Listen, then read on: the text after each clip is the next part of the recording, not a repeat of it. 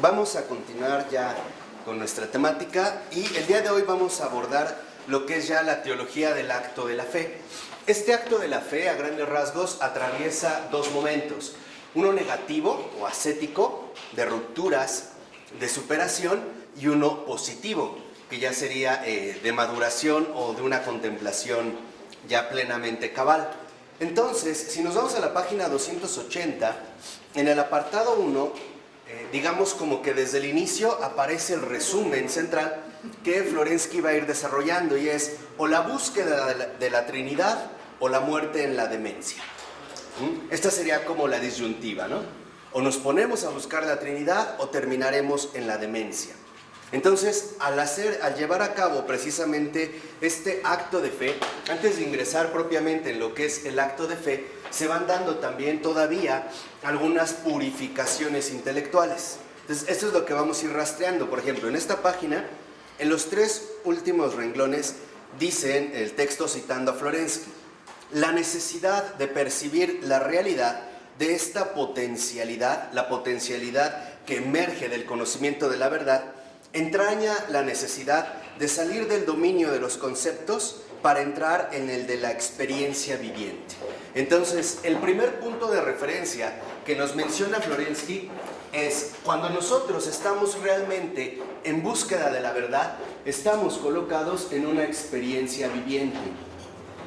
Y esta experiencia viviente también entraña una dimensión intelectual, que es, digamos, la que en esta ocasión nosotros iremos describiendo. Iremos viendo poco a poco precisamente cuáles son las características fundamentales de dicha experiencia, o, por decirlo también de otra manera, qué es lo que ocurre intelectualmente hablando cuando nosotros estamos a un paso del acto de fe.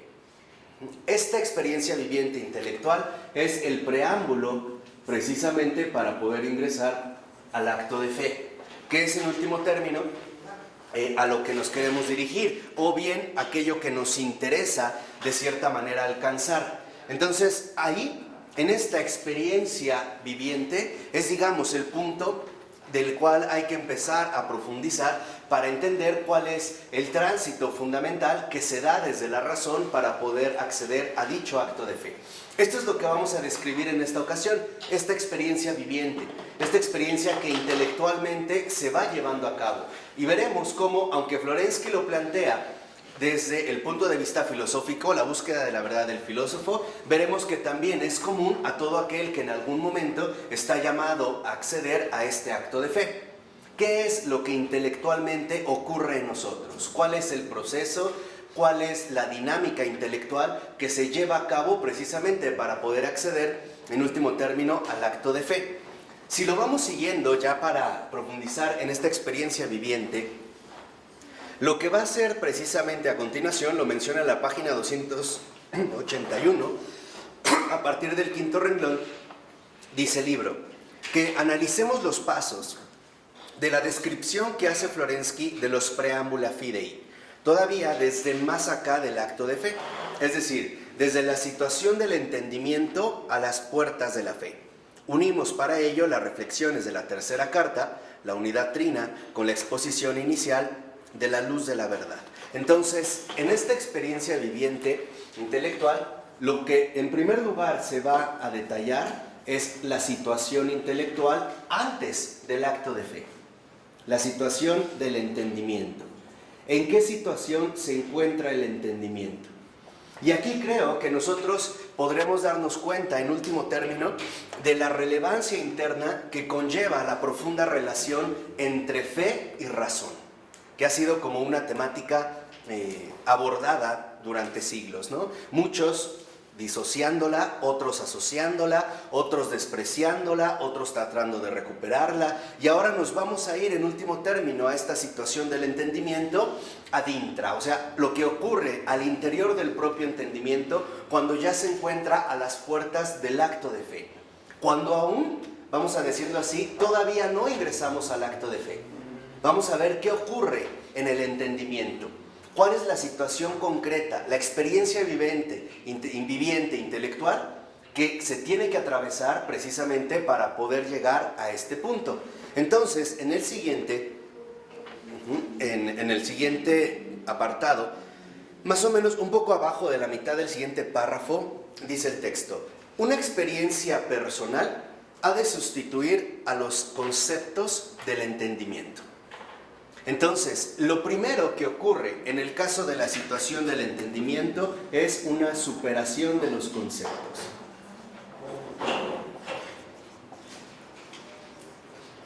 Y aquí vamos también a ligar y a retomar lo que ya habíamos mencionado en una ocasión. Esta superación de los conceptos, en efecto, en último término, a nosotros nos va a remitir a una renovación de las categorías. ¿Por qué es importante llevar a cabo una renovación de las categorías? Porque no se olviden que una categoría es un modo de comprensión particular. Las categorías que nosotros empleamos, en efecto, repercuten en el modo en el cual comprendemos las cosas, o en este caso, en el modo en el cual nosotros comprendemos la realidad. Por ejemplo, si yo asumo para describir la realidad humana la categoría de cogito como una especie de ente aislado, de yo, etc., me lleva a una comprensión distinta que si yo asumo al ser humano como un ser creado. Las categorías repercuten en nuestro modo de comprensión.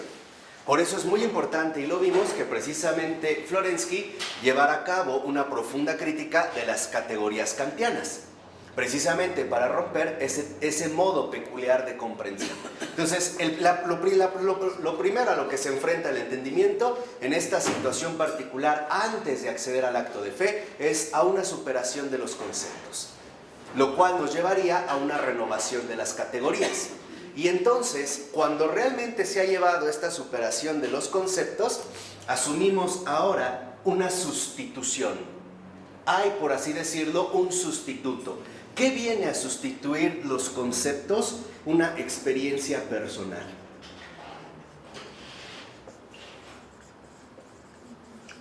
Verán las enormes repercusiones que esto tiene. Yo voy a ir como paso a paso, para no perdernos. Pero aquí, cuando dice Florensky, nosotros llevamos a cabo una superación de los conceptos que remite en último término a una renovación de las categorías, es porque ya estamos nosotros asumiendo una experiencia personal, para la cual esta experiencia viva, esta experiencia de la verdad, nos va a resultar a nosotros inenarrable. Empiecen a pensar en San Pablo. Estos gemidos inenarrables. Es una experiencia personal tan intensa que desborda cualquier particularidad lingüística. Los conceptos simple y sencillamente ya no pueden contener todo lo que ahí se está manifestando. De tal manera que entonces, en un primer momento, vemos cómo de esta superación asumimos ahora una experiencia personal. Y esta experiencia personal, en este primer momento, es algo indecible. No tendríamos, por así decirlo, una categoría que humanamente lograra transmitir o traducir aquello que en efecto estamos viviendo. Acuérdense que ya también en su momento habíamos insistido nosotros bastante en los límites del lenguaje, ¿no? El lenguaje simple y sencillamente es incapaz de decirlo todo. Tiene sus propios límites. A veces el lenguaje funcionará para aproximarnos de una mejor manera a una comprensión, pero definitivamente tendrá limitación. El lenguaje no lo puede abarcar todo. Entonces, esto es lo que nos llevaría en un primer momento hacia el ámbito de lo indecible. Por eso dice a continuación que en esta experiencia personal se aboca, por tanto, a lo desconocido, a lo aconceptual. ¿Qué quiere decir cuando habla de lo desconocido? Que se refiere precisamente a aquello que está fuera o más allá de nuestro propio entendimiento. Algo que no ha sido producido por nuestro propio conocimiento. Eso sería lo desconocido. En pocas palabras, lo que supera nuestra propia limitación humana. Eso es cuando ya nos vamos colocando precisamente a las puertas del acto de la fe. Lo indecible como tal, desde la situación del entendimiento, aparece entonces como lo desconocido. Lo que el propio conocimiento no puede abarcar. Lo que el entendimiento no puede ofrecerse a sí mismo. Aquí vemos cómo en esta situación del entendimiento, al menos en un primer momento, se está, por así decirlo, enfrentando a un desafío. Veremos cuál será la alternativa que puede tomar. Por eso dice a continuación: por eso, para llegar a la fuente del conocimiento, el entendimiento, que busca la verdad, se encuentra en una situación paradójica. La fe consiste en pasar de la verdad del mundo, asertórica y dada, a la verdad del dogma, apodíctica, pero todavía no dada. En preferir el aquí dudoso, aunque presente, al allí cierto, pero todavía no actual. O sea, en la situación del entendimiento, lo desconocido va a generar una distensión entre el aquí y el allí. El entendimiento se va a distender, va a llevar a cabo una distensión. O bien se queda con lo ya dado, con lo que hay en el mundo, con lo que está a su alcance, con lo que conoce, Con el dudoso. aunque dudoso, o bien se arriesga a ir más allá de sus propias capacidades. Estas son, vamos a decirlo así, a grandes rasgos, las alternativas que va a tener el entendimiento. Dicho brevemente, la situación a la que se enfrenta el entendimiento es muy concreta. O asume el riesgo de la fe, o lo rechaza y se queda con su propia categoría, con su propia posibilidad. O se abre a un acto de entrega donde él no tiene ningún control, o mejor se queda de este lado y no cruza el umbral del acto de la fe. Esa es la primera distensión a la que se va a enfrentar. La pregunta es, ¿por qué lo está usando en el ámbito del entendimiento, no en el ámbito de la razón? ¿Por qué uso el entendimiento para llegar al acto de fe? ¿Por qué no uso la razón? Bueno, se refiere en particular al entendimiento porque nosotros vimos que el entendimiento es justamente lo más limitado de la intelección humana. Entonces, esta es, digamos, la razón en su apertura. El primer obstáculo que encuentra viene del entendimiento. Lo que no puede entender, generalmente tendemos a rechazarlo, ¿no? No lo entiendo, lo rechazo, no me interesa. Y entonces el acto de fe, como tal, involucra de cierta manera asumir un riesgo que el entendimiento no puede prever, ¿no? Es como el envío que hace el Señor. No sabemos a dónde. Tal vez sabemos qué quiere, pero no sabríamos cómo lo quiere. O sea, en pocas palabras, hay un rastro de incertidumbre que no está en nuestro poder superar. Y esto va a involucrar también el acto de fe. Es un acto de voluntad. Claro. Y veremos que esto tiene que ver con una entrega. Pero una entrega ante la cual el entendimiento tiembla. ¿No? Charles Peguy lo decía muy bien en otros términos. Decía, Dios mío, cada vez que yo te digo, hágase tu voluntad, me aterro. Es esto, o sea, lo que está explicando es lo del entendimiento, ¿no? A veces pensamos que seguir a Cristo es sufrir una pasión peor que la de Él, ¿no? O cosas así medio extrañas. Justamente en este avance del entendimiento, donde dicha distensión nos lleva a asumir una disyuntiva. O nos arriesgamos, nos aventuramos a una superación, o negamos el acto de fe y nos quedamos cerrados en el ensimismamiento. Es decir, seguimos recorriendo nuestras propias categorías habituales. Esta es la opción. Por eso acuérdense lo que nos dijo al inicio Florensky. O nos ponemos a buscar la Trinidad o vamos a terminar en la demencia. La locura. En su momento veremos por qué. Pero aquí vemos, digamos, los primeros pasos, ¿no?, que va siguiendo esta situación vivencial. Por eso dice a continuación que se trata del carácter futuro de los bienes de la fe. Por eso el acto de fe se presenta como un salto a lo desconocido. ¿Qué es entonces lo que en primer lugar el entendimiento va a llevar a cabo en esta renovación de las categorías? Va a abandonar, ¿no? Abandono del presente para entregarse al futuro. Pero este futuro no está a su alcance. Y eso es lo primero que inquieta al entendimiento. ¿Por qué? Porque nosotros nos movemos seguros mientras tenemos más o menos entendido cómo marcha la cosa. Entonces no tenemos tanta problemática, vamos entendiendo cómo es que las cosas se van llevando a cabo y nos vamos limitando al presente inmediato del que vivimos. Pero cuando realmente estamos a las puertas del acto de fe, en pocas palabras, lo que el entendimiento nota es que se le pide que abandone la seguridad de su propio presente, lo que entiende, para asumir un riesgo en un futuro que ni siquiera puede contemplar. Pero que lo llama. Claro, lo invita. Y el entendimiento entra en conflicto. ¿Por qué? Porque el abandono del presente no es sencillo. O sea, en pocas palabras, si ahondamos todavía en términos más ontológicos, en términos más metafísicos, veremos que lo primero que el entendimiento intuye, por así decirlo, es que se le está pidiendo que renuncie a su propia confianza, que deje, ¿no?, su propia seguridad para dar un paso a terrenos en los cuales él simple y sencillamente no puede decir nada.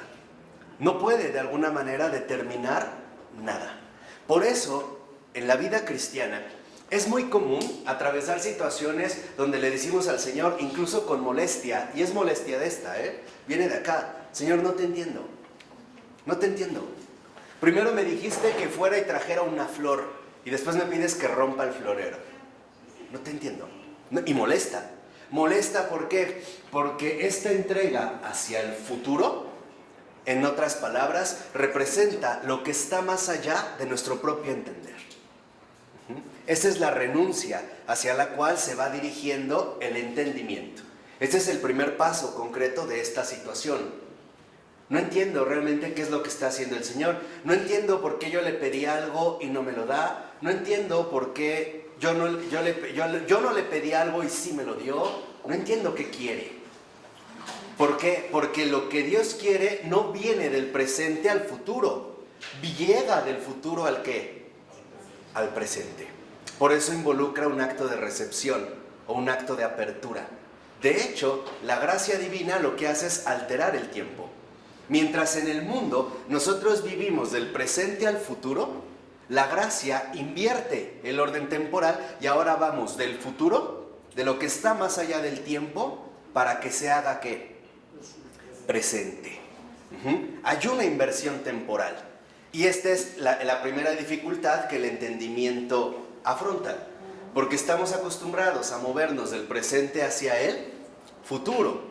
Y no estamos acostumbrados a vivir de un futuro que probablemente no se haga presente. Esa es la incertidumbre del entendimiento. Yo le puedo pedir algo al Señor. El Señor me escuchó. Que me lo dé, quién sabe. No depende de mí. O sea, ya estoy fuera precisamente del ámbito del presente. Por eso en la cita que sigue, dice el texto: para pasar al dominio de la verdad, hay una última condición que se presenta como el puente levadizo de un castillo. Fíjense, una última condición.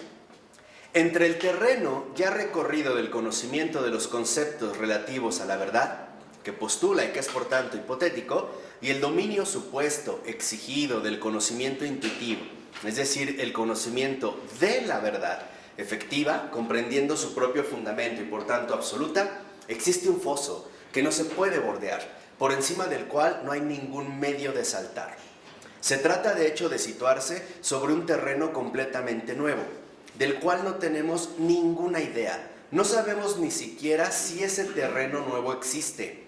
No lo sabemos, porque los bienes espirituales que buscamos se encuentran fuera del dominio del conocimiento carnal.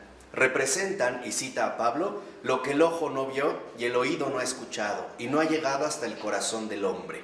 De hecho, cita a Pablo y al libro de Esdras, ¿no? Ahora bien, este puente que conduce hacia alguna parte, quizá hacia el otro borde supuesto del abismo, hacia el Edén de las alegrías espirituales sin ocaso, o que quizá no conduce a ningún sitio, es la fe. Entonces, cuando ya estamos a las puertas de la fe, cuando estamos en el acto de la fe, lo primero que nosotros enfrentamos, ojo, desde el entendimiento, desde el punto de vista del entendimiento, es que lo que está en el futuro, para nosotros es inalcanzable. Involucra, por así decirlo, un abandono total, en lo que el entendimiento no capta, pero sí espera. De hecho, esa es la esencia de la esperanza. La esperanza comienza, y analícenlo bien, pero la esperanza cristiana comienza cuando ya no hay más esperanzas. De hecho, la esperanza cristiana va contra toda esperanza. Rompe incluso las posibilidades de una cierta seguridad. Es esto a lo que nos invita el acto de fe. O sea, el entendimiento, cuando ya llegó a las puertas del acto de fe, entonces lo primero a lo que se encuentra, como dice Florensky, es que al parecer ahí hay un abismo. Y no hay manera como de hacer trampa o utilizar un terreno distinto. Señor, dame una prueba. No la hay. Aquí el entendimiento literalmente se tiene que hacer a un lado. Y esto lo hace temblar, de verdad, lo pone a temblar, tiembla. Tiembla el entendimiento. De hecho, esto nos puede remitir bastante con un filósofo del siglo XIX llamado Søren Kierkegaard. Kierkegaard, por ejemplo, él fue un existencialista cristiano, y él precisamente lo que analiza, aún siendo protestante, y creo que con toda profundidad, es al abismo al que nos conduce la fe cuando la tomamos como un acto puro. Literalmente, algo que mostró Kierkegaard, por ejemplo, es que cuando uno realmente ingresa al ámbito de la fe, ya no hay dónde agarrarse. Ya no. Ya no hay mérito propio. Ya no. O sea, en el ámbito de la fe, literalmente es un abandono a ciegas, ¿no? Por eso, Kierkegaard resumía la fe en una frase enigmática y decía, ¿no?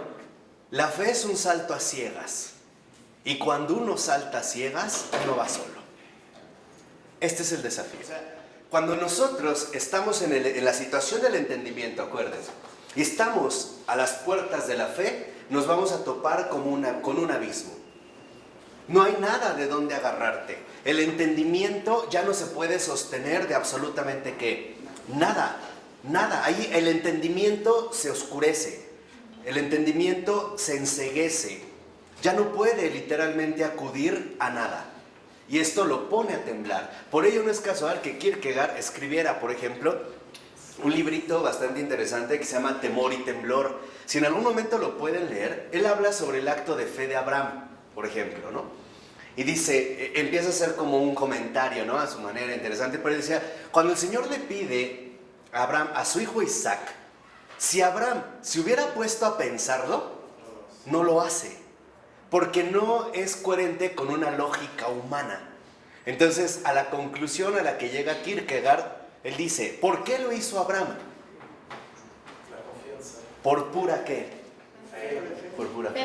Pero él dice que te conviertes en caballero de la fe. Ah, claro, esa es otra cosa. No, pero aquí... Pero en ese libro, sí, específico. por eso él va a hablar, va a decir, en efecto, cuando yo llego al acto de fe, el entendimiento se anula. La fe es confianza. Absoluta confianza. Absoluta. Total, como tal. Y esto como lo más central es que en este acto de fe, en efecto, nosotros ingresamos a un ámbito oscuro donde lo primero que empezamos a experimentar, acuérdense, esta experiencia personal es temor y también temblor. Por eso Kierkegaard, y aquí sí fue muy agudo, él decía, no podemos vivir la fe sin temor y sin temblor. La fe involucra un temor y un temblor. ¿Por qué? Porque en pocas palabras nos atemoriza aquello que no está a nuestro alcance, que no está a nuestro control. Compatible con la duda. Exactamente, exactamente. Este es el centro fundamental y eso es lo que él se da, y esto es lo que a mí me parece muchísimo más radical en Florensky que en Kierkegaard. Lo que se da cuenta en este sentido Florensky es que en este abismo hay un mar de duda. Hay un mar de duda. Pero, la verdad, cuando uno se adentra mucho ya hasta ya las cosas son más claras. Ah, sí, pero estamos hablando de esto. Al inicio. Yo les dije, antes del acto de fe. No, y hasta con la duda de fe, la duda de Juan Bautista, la duda de Pedro, ¿no? Y vemos que los hombres de Dios dudan. Antes de. O sea, sí, antes, dijimos, más acá, antes del acto de fe, literalmente tenemos que atravesar el mar de la duda. Aquí estamos hablando de más acá de este acto de fe. O sea, cuando aún no se ha alcanzado el acto de fe. Y estamos analizando al interior el proceso que padece el entendimiento. Porque en realidad es un padecimiento. Lo que me involucra el acto de fe es literalmente enfrentarme a un abismo cuya duda simple y sencillamente me supera. Es algo a lo que no puedo adherirme. Por ejemplo, Paul Claudel, este gran escritor católico, en El zapato de raso, lo narra de manera excelente, ¿no? Cuando me parece que es Rodrigo, no recuerdo bien el nombre del personaje, que está a la deriva del mar, es el mar del abismo de la duda, únicamente amarrado a un madero.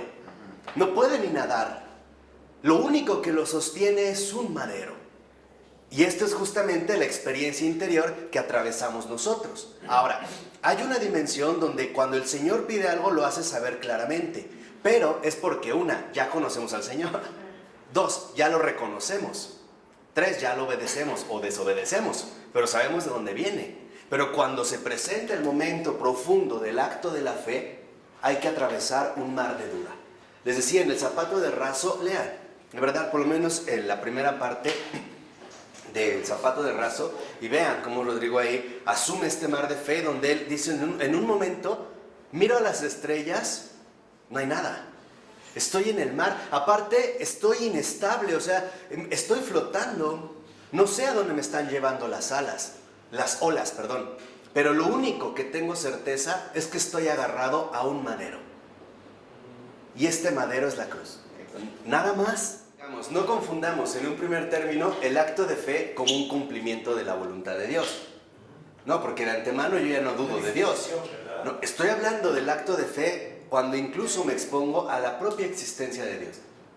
En este sentido interno, o sea, ni siquiera tengo ya como una base en la cual caminar. E incluso, aun cuando yo ya tenga una fe enorme, no dude de la existencia, en algún momento yo me puedo ver ahogado en este mar de duda, en este abismo.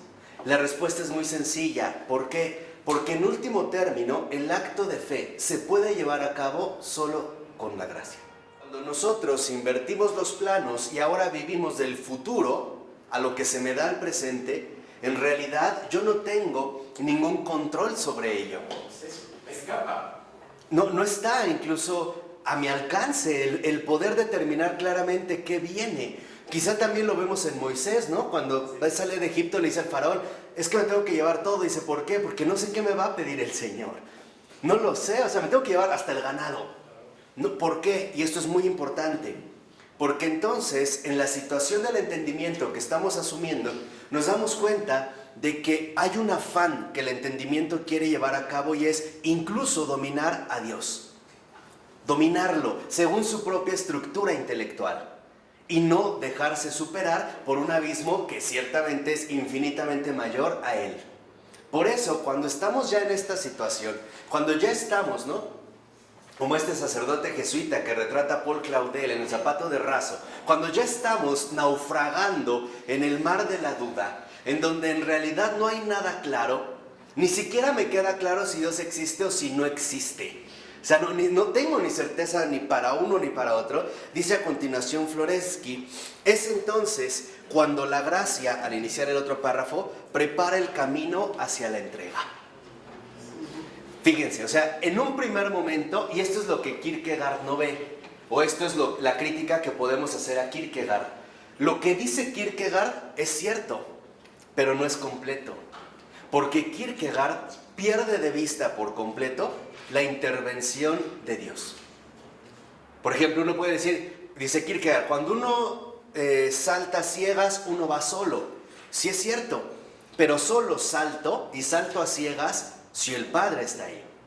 De otra manera no me aviento. Y eso es lo que Kierkegaard ya no ve.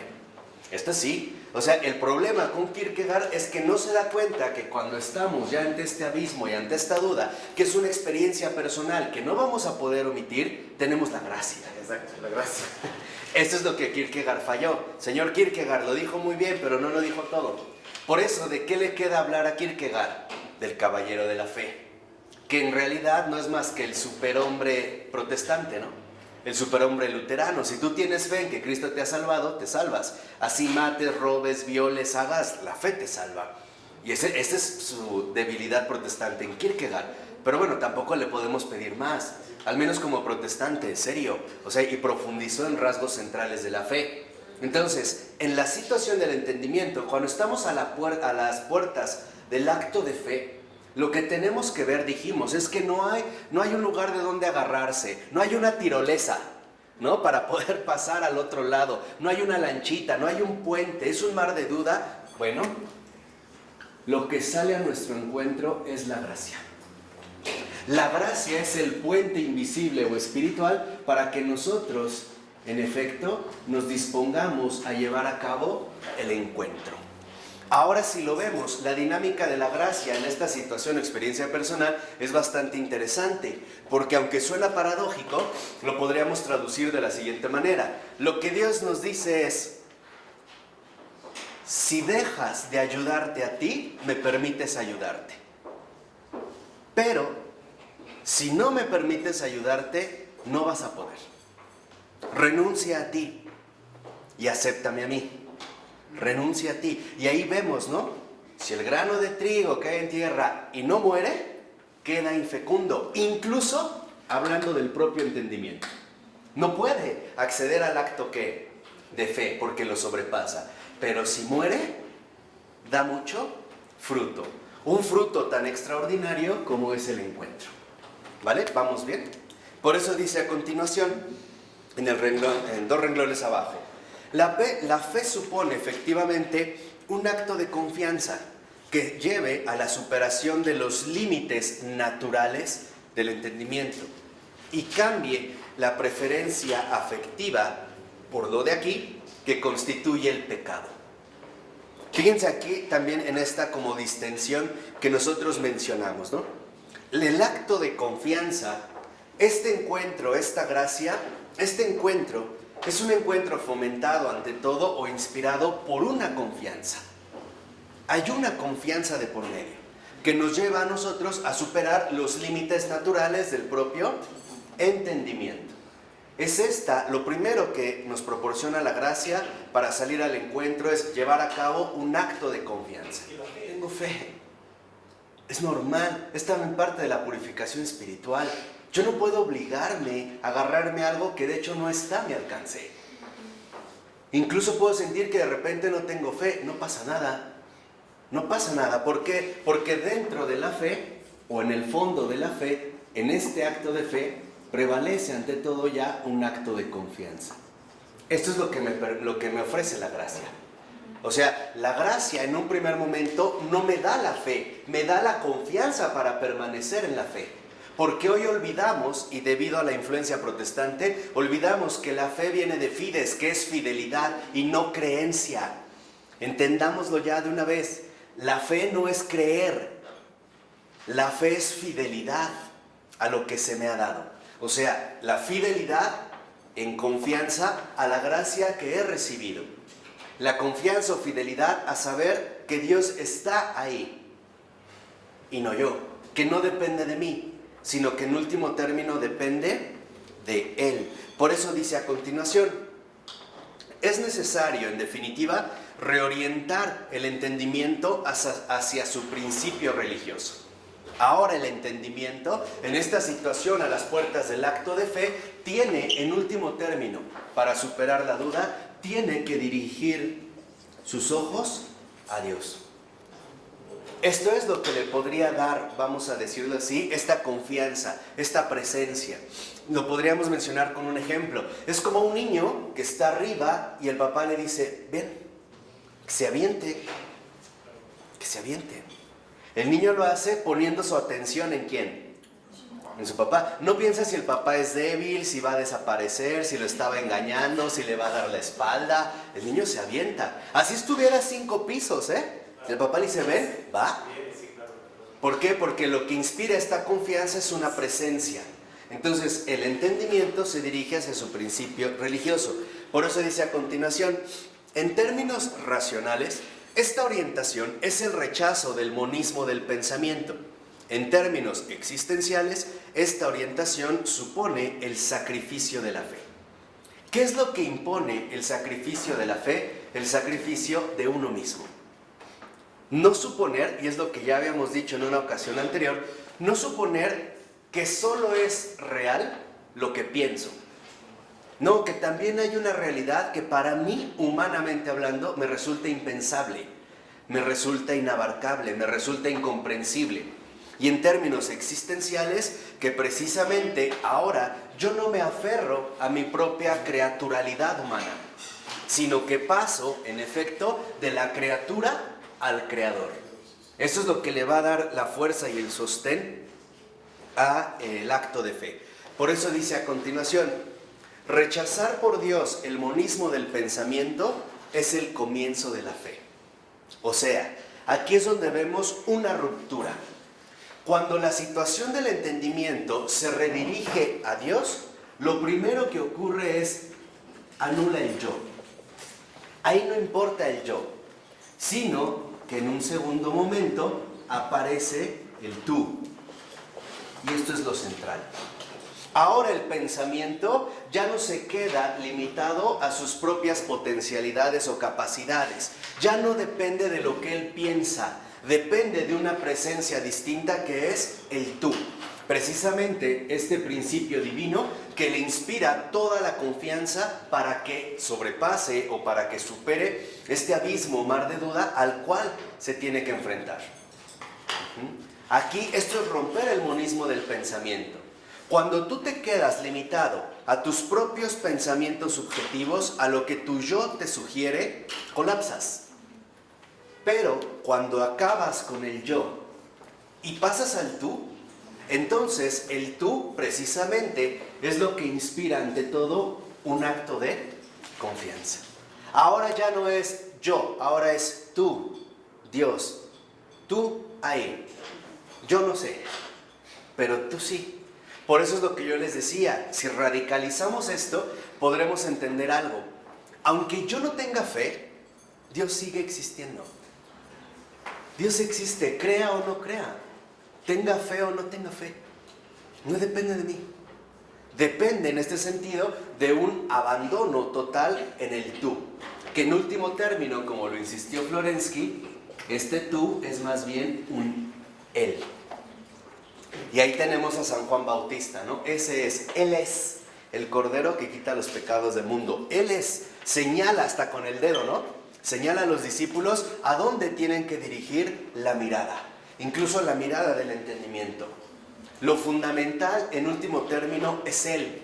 Y esto, de hecho, es lo que pacifica el entendimiento. Es que el mundo está muy mal, hay guerras, hay conflictos. Ahí está Él. Es Él.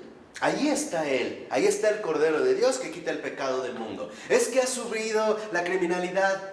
Eso es el yo. Eso es lo que tú estás pensando. Ahí está Él. Ahí está Él. Y cuando realmente aparece Él en todo, la paz aparece en todo. Aún dentro del propio entendimiento. Dejémoslo a Él. Dejemos que Él decida. Es que no me están saliendo las cosas. Es Él. Nos lo dijo Ratzinger hacia el final de la introducción al cristianismo, ¿no? Soy yo, no se preocupen, es Él el que viene, es Él. No me salen las cosas, es Él. Me corrieron del trabajo, es Él. Me descubrieron una enfermedad, es Él. Se me está cayendo el cabello, es Él. Me terminó mi novia, es Él. Ahí está. Esa es como la orientación para que vean que hace anular el monismo del pensamiento. Dice a continuación, la continuidad monista, o sea, en el yo, es la señal del entendimiento rebelde de la criatura, que se separa de su principio y de su raíz, y que se dispersa en el polvo de la autoafirmación y de la autodestrucción. Entonces, encontramos una razón fundamental para abandonar el yo. El yo es autodestructivo.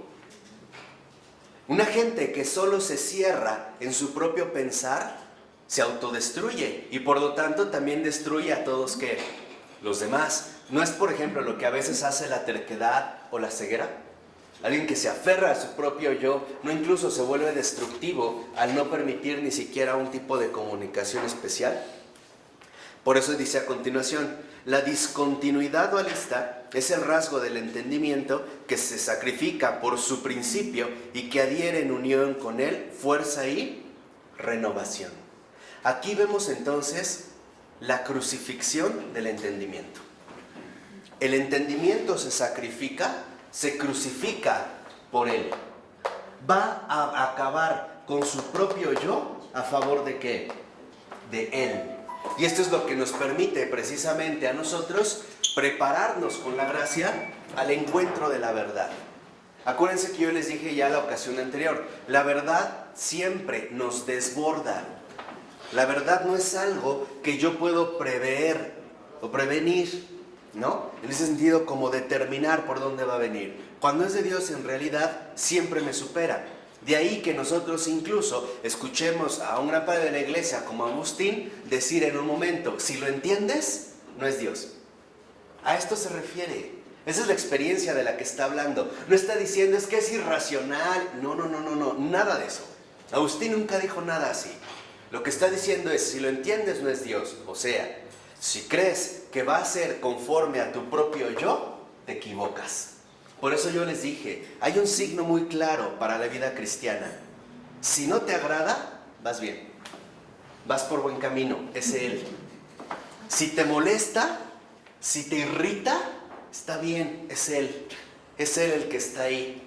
Preocúpate cuando estés instalado en el confort reducido de tu propio yo. ¡Qué bien me va! Soy muy feliz. Todo se me está dando bien. Mira, yo fue al contrario. Cuidado, aguas por ahí. Porque quiere decir que entonces nos hemos salido. Ya no lo estamos viendo a Él. Ya me estoy viendo a mí. Y ese es un engaño bien sutil. Por eso a continuación dice ahí mismo el texto. La oposición de estas dos fórmulas, entre él y yo, responde al abismo que existe entre la criatura que tiene la osadía de desear situarse en el lugar del Creador y que inevitablemente es precipitada fuera de él en la agonía de una destrucción eterna. Y la criatura que recibe humildemente de la verdad una divinización eterna. He aquí la esclava del Señor, hágase en mí según tu palabra. Entonces, María le da totalmente el lugar ¿a quién? A él. Lucifer le dio totalmente el lugar a su yo. Ya vemos, se anula, ¿no? ¡Pum! Cae, ve a Satanás caer como un relámpago. Y esto es también lo que a nosotros de cierta manera nos puede resultar como fulminante. Por eso en esta situación damos un paso más al siguiente párrafo y dice, para efectuar este doble traspaso del yo ¿a quién? A él, al tú y por lo tanto a él, la orientación del entendimiento y de la afectividad hacia la discontinuidad dualista, el hombre no se encuentra solo, es la gracia ya presente en el initium fidei.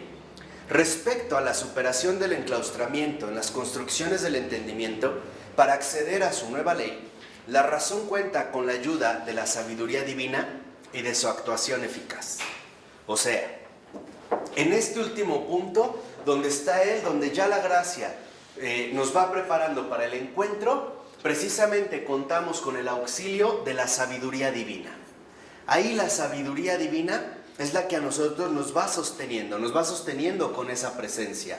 Mientras más nos adhiramos a Él, más se aniquila la duda. Mientras más yo esté agarrado a Él, más se extingue este abismo. Donde Él no esté, donde Él no aparezca, no hay más que tinieblas, vacío, intranquilidad, desierto e infierno. Donde Él no esté. Y vida sin sentido. Así es.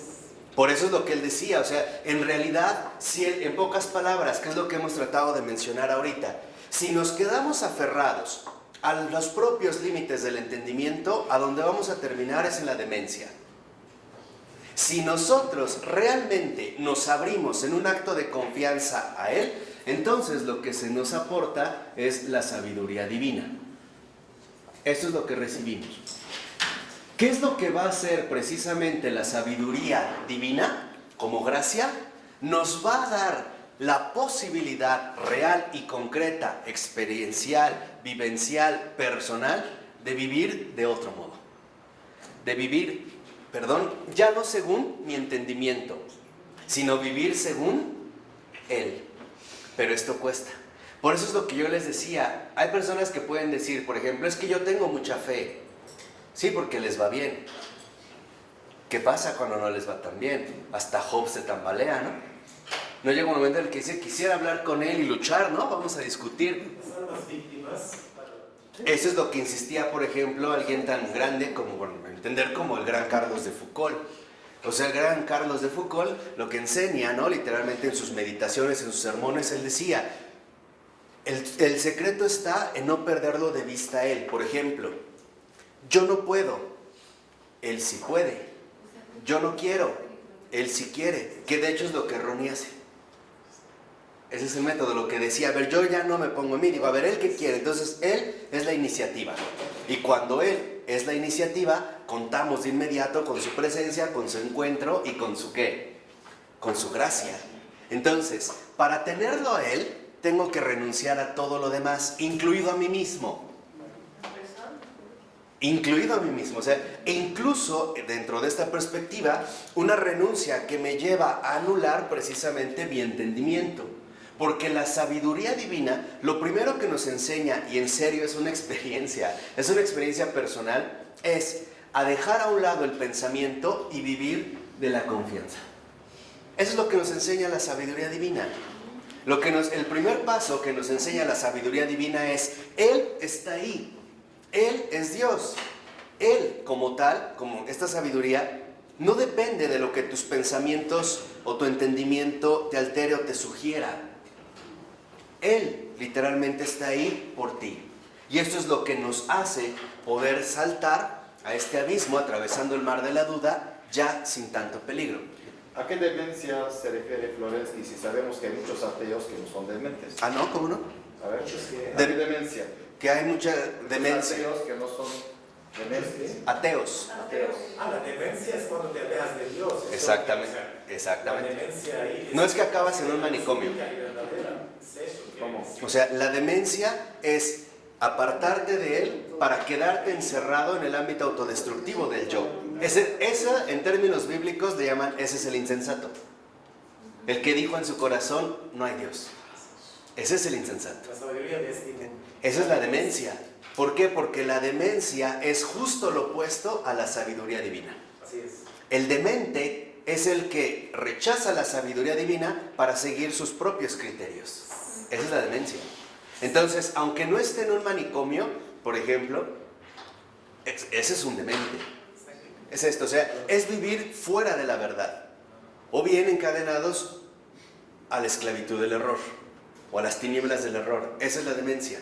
Aunque nos muestren, por ejemplo, una lucidez lógica, se percibe claramente que hay una demencia de fondo, que ahí no está el espíritu de la luz. O sea, no conduce a la inmortalidad, conduce a lo limitante.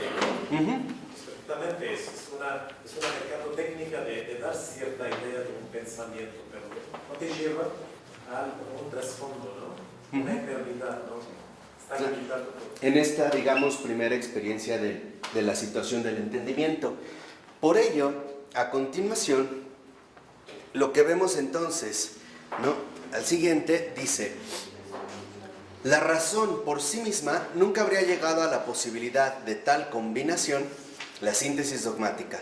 El objeto de la fe no es un producto humano, por eso solo la autoridad de aquel que tiene el poder puede ser el punto de apoyo de tales esfuerzos.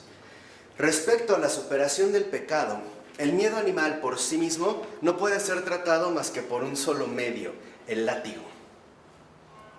Aquel que tiene el poder lo levanta por encima del entendimiento corrompido. Si el grano de trigo no cae en la tierra y muere, queda infecundo, pero si muere da mucho fruto.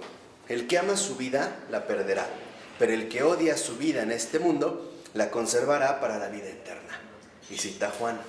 Entonces, lo que dice es, uno de los medios que tenemos nosotros para poder, en algún sentido, acercarnos a este acto de fe es el látigo.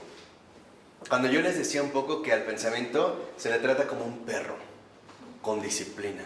Si no nos muerde, en serio, se nos va encima, nos hace una guerra, y una guerra tremenda. Entonces es ahí con un látigo, o sea, poner literalmente en orden las cosas. no dejar que los pensamientos se nos vayan encima. Por eso, a continuación, lo que dice, más o menos a la mitad del siguiente párrafo, el texto es lo siguiente. Dice, no basta la credibilidad meramente racional, sino que es necesario pasar de las búsquedas del entendimiento al punto de vista de la verdad misma. La verdad se conoce por sí misma, no de otro modo. Para conocer la verdad es necesario poseerla. Es necesario, por tanto, dejar de ser nada más que uno mismo y entrar en comunión con la verdad misma. O sea, la verdad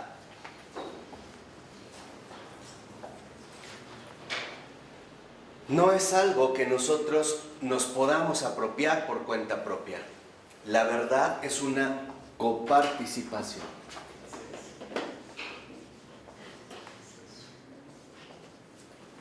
Nosotros no conocemos la verdad. Es la verdad la que nos invita a participar de ella misma. Ese es el fundamento. Eso es dar un paso más allá, donde pasamos de la verdad como una auténtica coparticipación.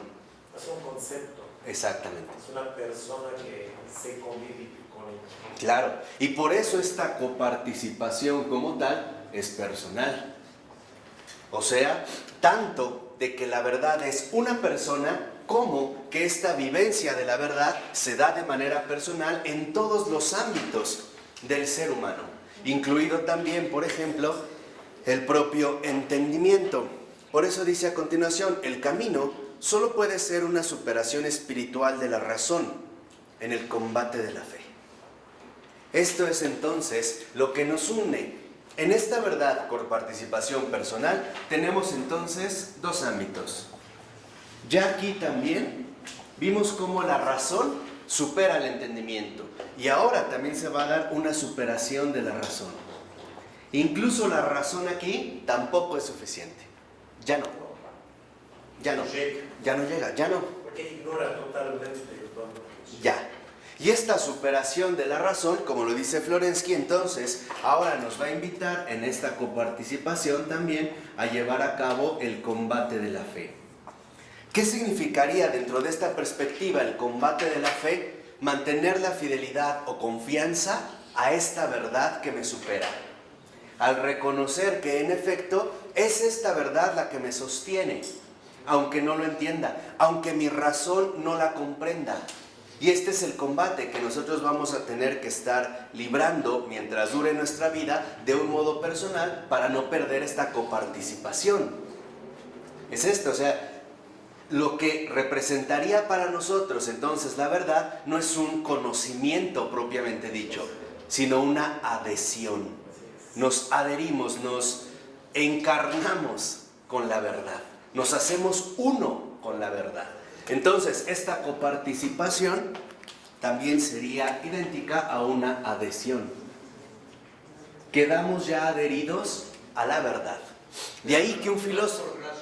Claro, es la gracia la que nos fue preparando para este encuentro. O sea, ¿quién prepara el camino para esta adhesión a la verdad? La verdad misma.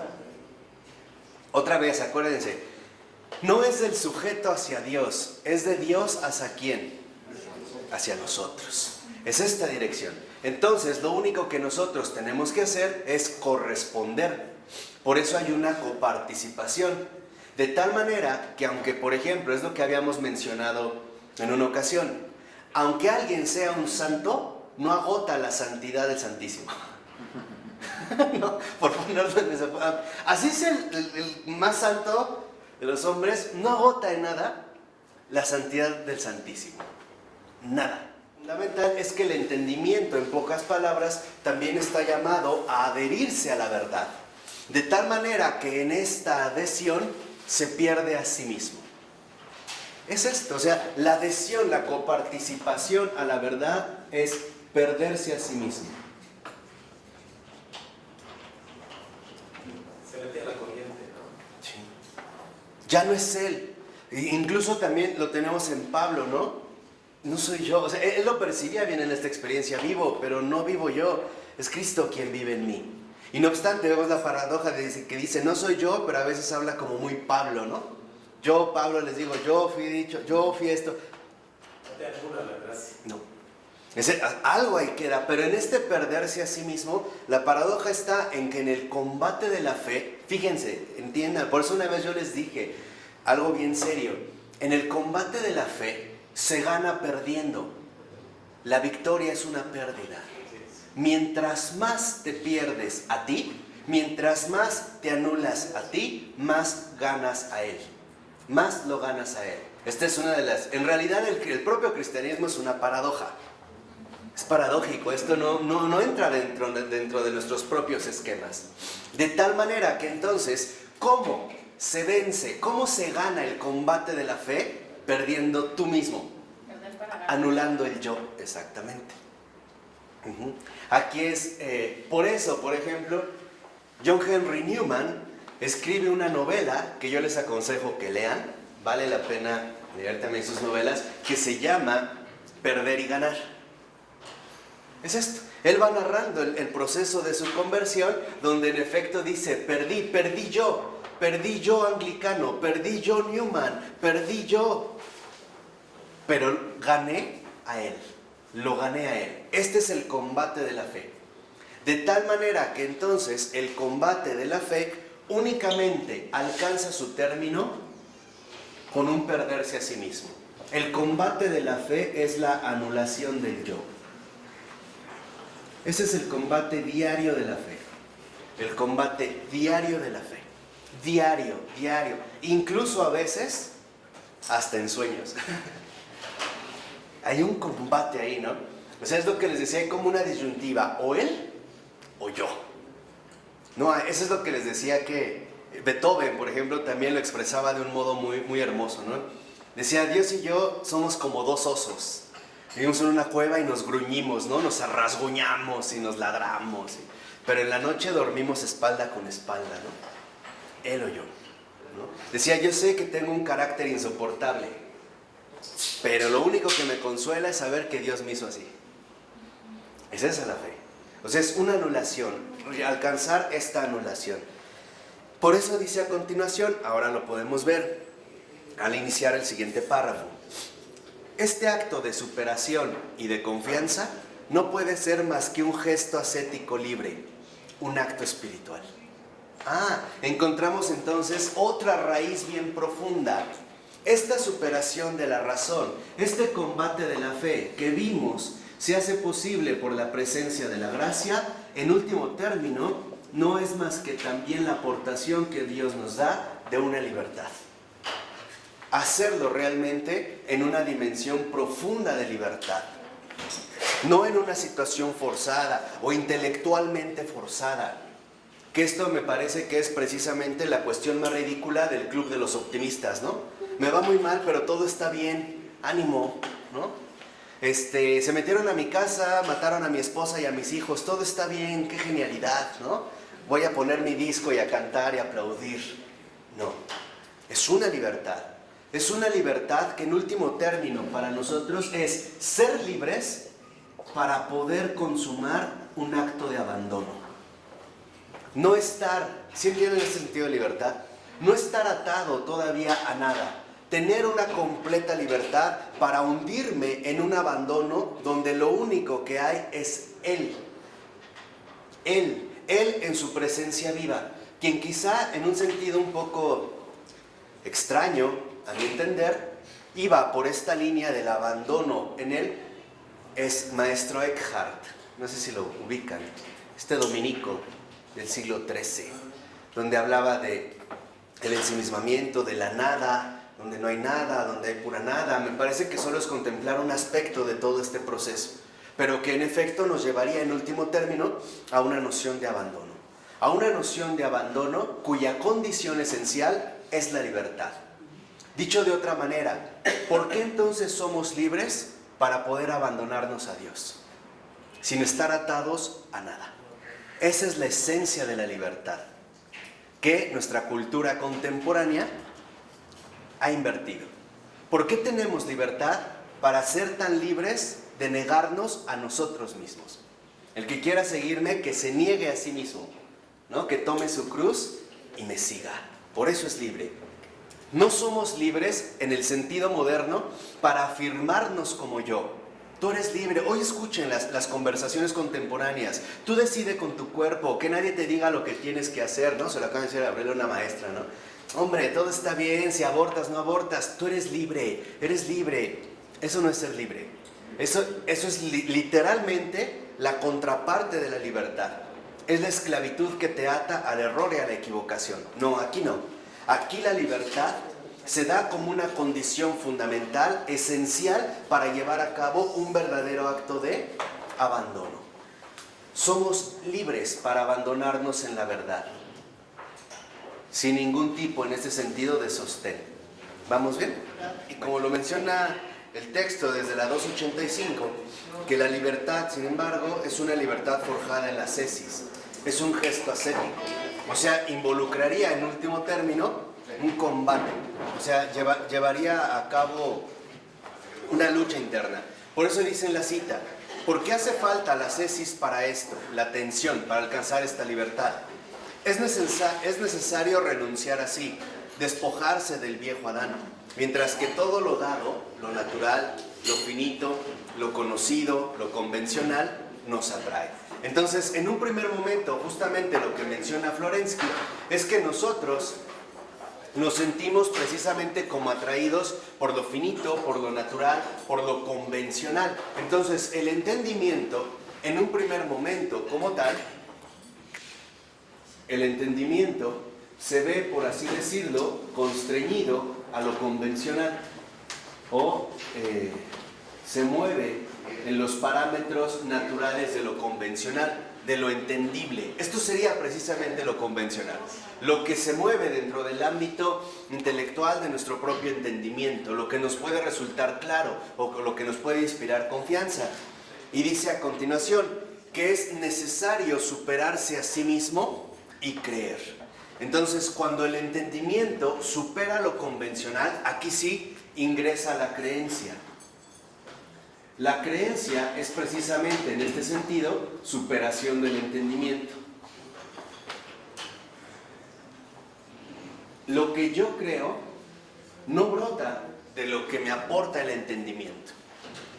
En lo que yo creo no es precisamente aquello con lo cual mi entendimiento se siente como identificado, o podríamos decir también, se podría sentir también identificado de manera radical. La creencia en este sentido involucraría esta superación.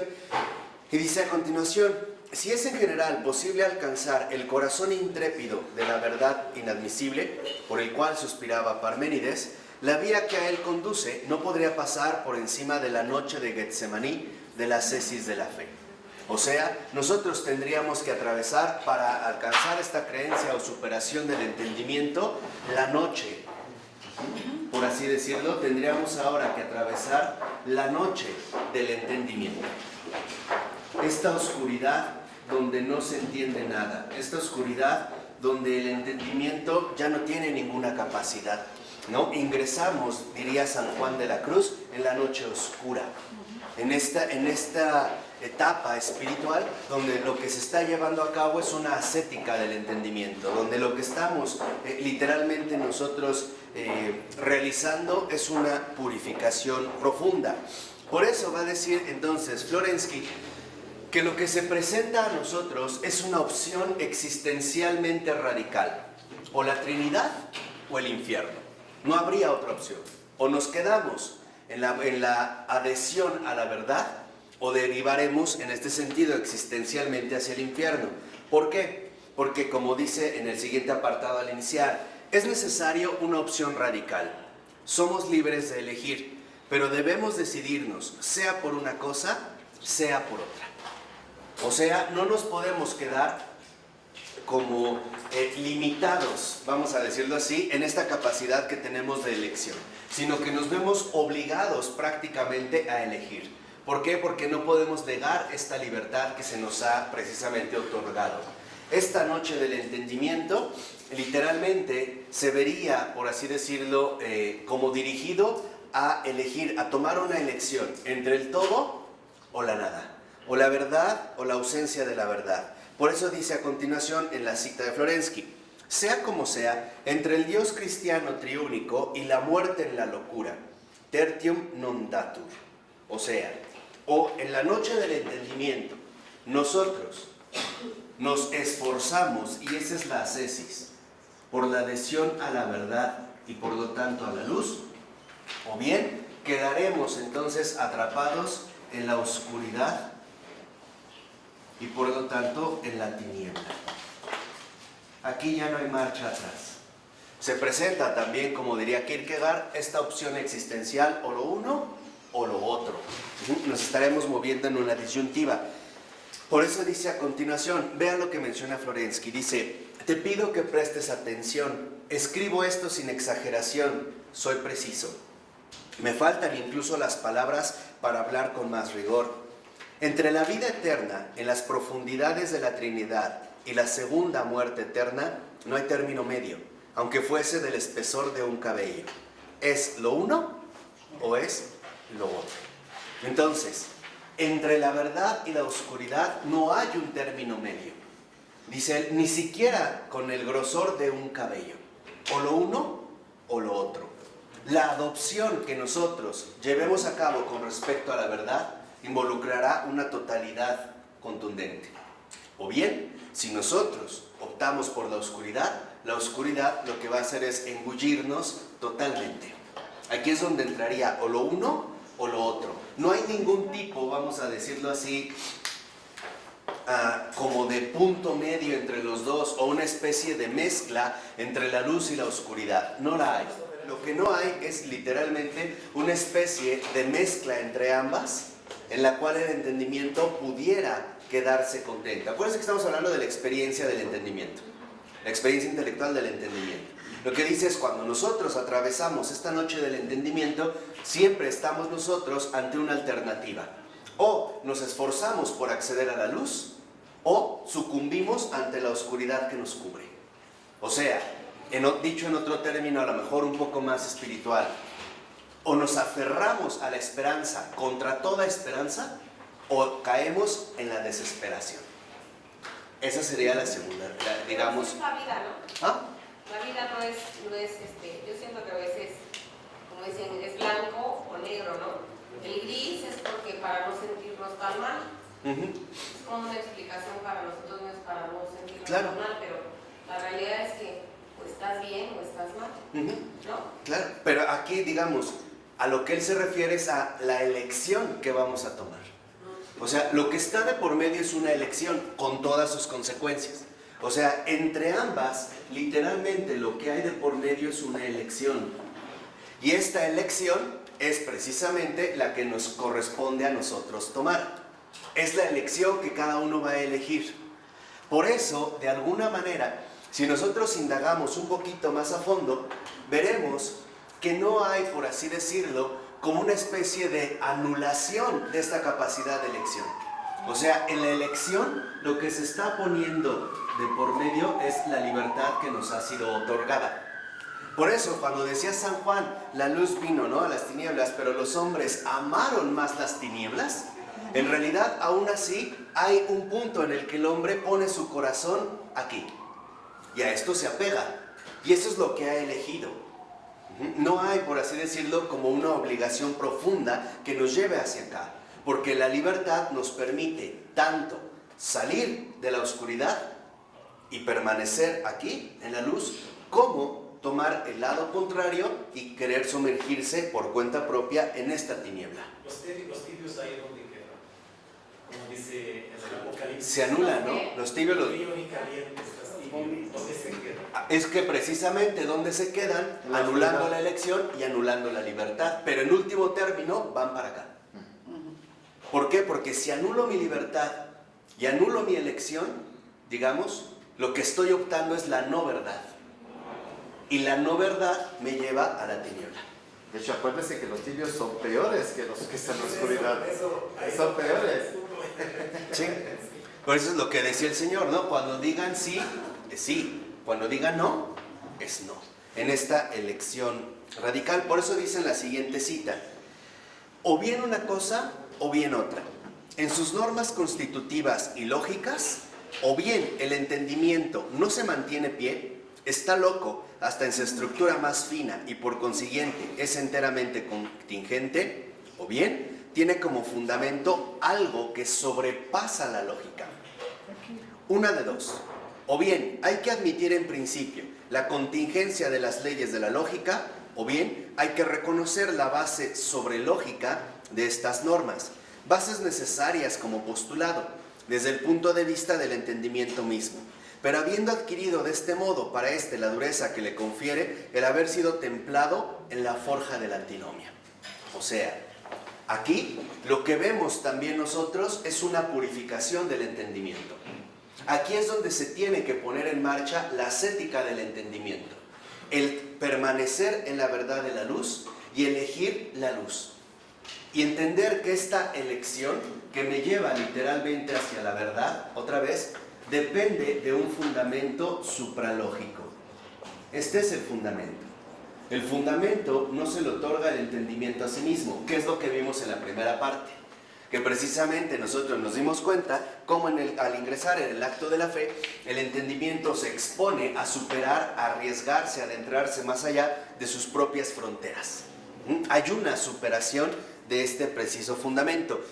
Por eso, si lo ven en la nota 18, desde los 3 últimos renglones, Florensky hace unas precisiones muy concretas ya con respecto a la razón. Dice, la razón no es una caja o cualquier otro recipiente preparado de un modo geométrico para su propio contenido, en el cual se puede colocar lo que venga en gana. Y la razón tampoco es un molinillo que muele tanto el grano como los desperdicios. Es decir, no es un sistema de realizaciones mecánicas, siempre iguales a sí mismas, utilizadas del mismo modo para no importa qué materiales y no importa en qué condiciones. Eso es lo que hacía el racionalismo. O sea, como si la elección de la razón fuera neutral, ¿no? Como si la elección de la razón no tuviera, en pocas palabras, implicaciones trascendentes. En este sentido también implicaciones espirituales. Dice a continuación, no, la razón es algo vivo y tendente a una finalidad.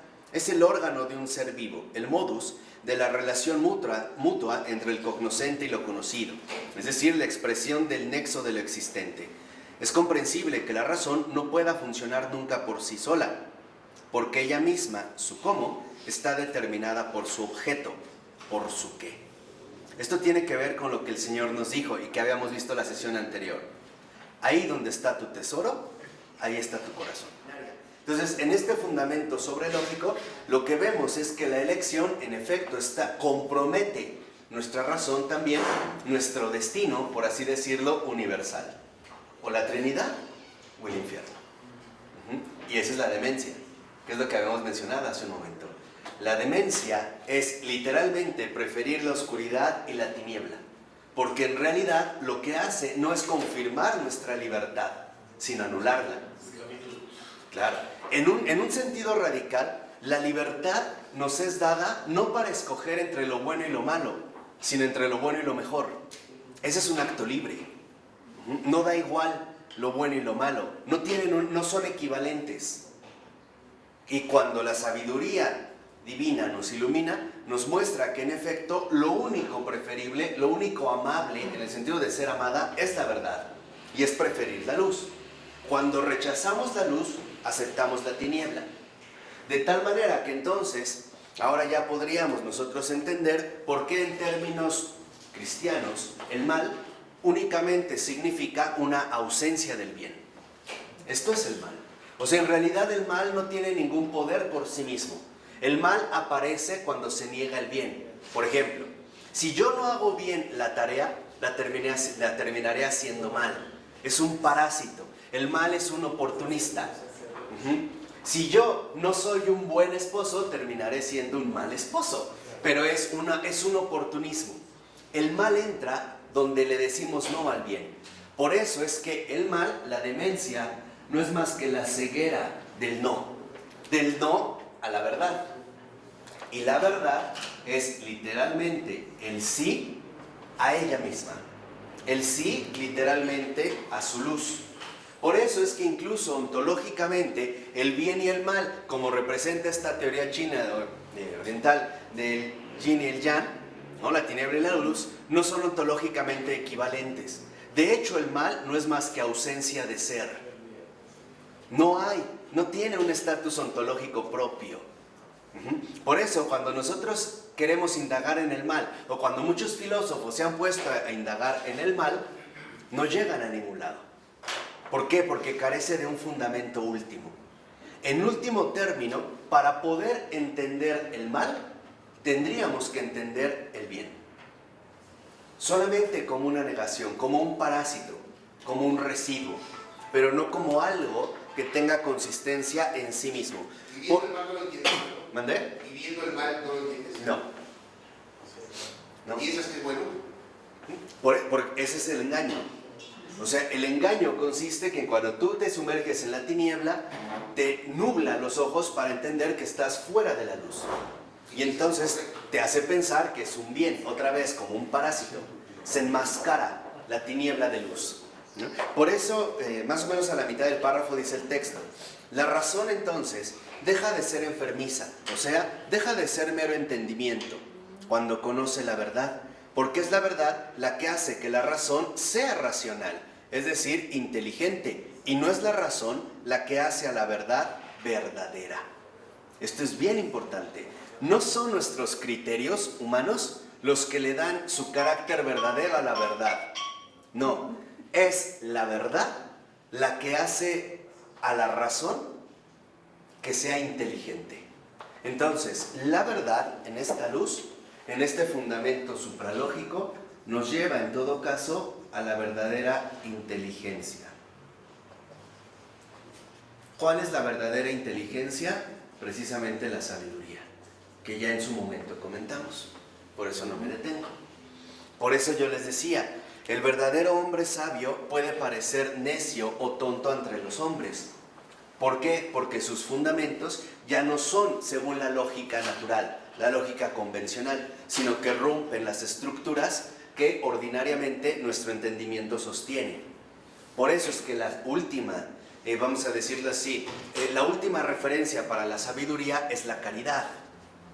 Y la caridad como tal tiene un fundamento supralógico. Siempre, por así decirlo, alarma al entendimiento. De hecho, la caridad, siendo sinceros, escandaliza la razón, a la propia y a la ajena. Un hombre caritativo, un hombre verdaderamente caritativo, siempre será un hombre escandaloso, en ese sentido, porque rompe, ¿no?, con las estructuras humanamente habituales o convencionales. Y en los siguientes renglones dice el texto: por consiguiente, la respuesta a la cuestión fundamental sobre la razón, precisamente a la cuestión ¿cómo es posible la razón?, ha de expresarse así. Y aquí es donde Florensky nos da su resumen fundamental. Dice: la razón es posible por medio de la verdad. Pero en tal caso, ¿qué es lo que hace verdadera la verdad? Ella misma. Mostrar que la verdad se hace a sí misma verdadera es pues la tarea de la teodicea. O sea, lo que muestra en el caso del entendimiento es que en esta sabiduría lo primero es la verdad y lo segundo es la razón, y no al revés. Es la razón literalmente la que informa, es la verdad literalmente la que informa a la razón, la que le da su fundamento, la que le da su sostén. Es justo porque hay una verdad supralógica o suprarracional que nosotros podemos pensar. Sin esta verdad, nuestro pensamiento no tendría ningún sustento. Por ello es que ahora entendemos por qué incluso es posible para nosotros llevar a cabo una corrección. ¿Por qué puedo reconocer que me he equivocado? Porque previamente puedo retornar a esta verdad originaria. Entonces, lo primero es la verdad. En segundo lugar es la razón. La modernidad, Kant, lo vimos, ya hace lo contrario. Primero dice que es la razón y después va a definir en qué medida aparecerá la verdad, diciendo lo que podemos conocer y lo que no podemos conocer. La distinción entre el fenómeno y el noumeno. Pero en último término, el fundamento supralógico de la razón es la verdad misma. Entonces no hay razón si no hay verdad. No. Exactamente. Es engaño. Es el fundamento del engaño. Pero otra vez, aún el engaño no es más que la negación de la verdad. Nada le quita el imperio a la verdad. Es lo que quiero que ya entiendan. Nada está por encima de la verdad. ¿Cómo conoces la verdad? ¿Mm? ¿Cómo conoces la verdad? Viéndola. Reconociéndola. O sea, no es... ¿Primero la conoces o es natural? Es literalmente reordenándote a ella. Esa es la conversión. ¿Es natural? ¿Consenso? ¿Mm? ¿Es un consenso? No. A ver, vamos a entender a qué, aquí creo que se están como Yo creo que es rindiéndote, ¿no? adhiriéndote a ella. A muchas cosas que son el ego, la vanidad. Ujú. Ahí es cuando empiezas a reconocer la verdad. Es que esa es la conversión. O sea, desde el contexto en el que lo estamos planteando, precisamente lo que nos damos cuenta es que la verdad como tal es el origen fundamental a partir del cual se sostiene la razón. Esta, de hecho, es la verdad logos, la verdad viva, a la cual la razón humana trastocada por el pecado busca retornar. Esta es la conversión. La palabra conversión no es más que un regreso a. Por eso nuestra invitación a la conversión es que nuestra razón, fíjense, y aquí queda muy bien, que nuestra razón rompa el entendimiento para volverse a reincorporar a logos. De tal manera que entonces, cuando realmente se lleva a cabo la sabiduría, no es otro proceso más que la reincorporación profunda de la razón en la verdad logos originaria. En el principio era el verbo. Entonces tenemos que regresar nuevamente al principio. Esto es lo inicial. ¿Por qué otra vez? ¿Por qué puedo reconocer mi equivocación? Porque hay una verdad primigenia. El problema es que nosotros hemos reducido la verdad a las convenciones culturalmente históricas de cada momento, ¿no? De tal manera que a veces consideramos que la verdad no es más que la pertinencia histórica de un cierto contexto. Ahora, si nuestro contexto es el relativismo, obviamente el concepto de verdad para nosotros no tiene mucho sentido.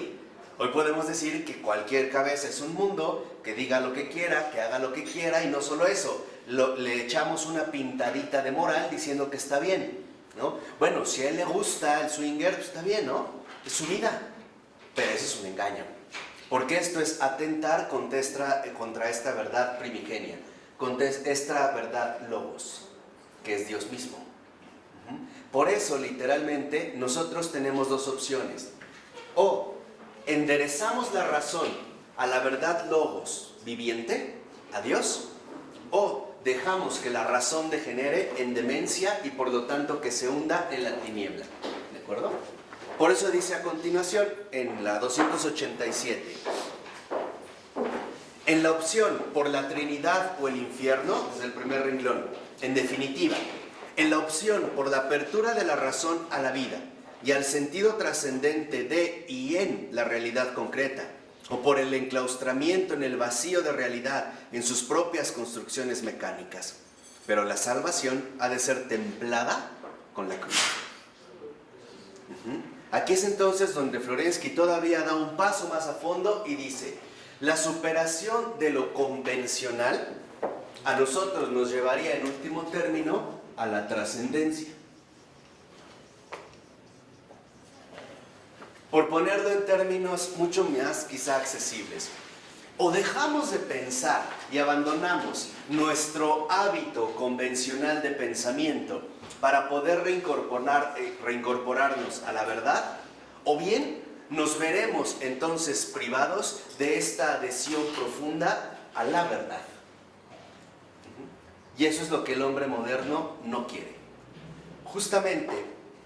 Uno de los aspectos fundamentales del hombre moderno es su supuesta autonomía y absoluticidad total. Tú piensa lo que quieras, tú decides lo que quieras, tú eres tu criterio, que nadie te diga, que nadie influya, tú toma tus decisiones. ¿Por qué? Porque hoy nos sentimos plenamente autónomos. Acuérdense que la palabra autonomía es ley propia. Ahora el hombre es ley para sí mismo, ¿no? Él es su única medida. Volvimos a esta expresión griega expresada por un sofista como Protágoras: el hombre es la medida de todas las cosas. Hoy podríamos decir, el hombre es la medida de todas las cosas. Incluso el hombre es el que mide la verdad. El hombre es el que le va a dar la medida a la verdad. Y entonces ya no estamos en la razón, estamos en la demencia. Estamos, por así decirlo, en el delirio. Por eso, al iniciar el otro apartado, dice el texto, esta opción radical, libre y necesitada de toda la energía de la persona, requiere, esta es la ascética, no esta es la ascesis, requiere toda nuestra energía para poder dar la elección hacia este lado. Es una síntesis espiritual que para el entendimiento que se acerca a la fe no puede presentar otra forma que la de la cruz. Lo que hace rato dijimos, su anulación, su sacrificio.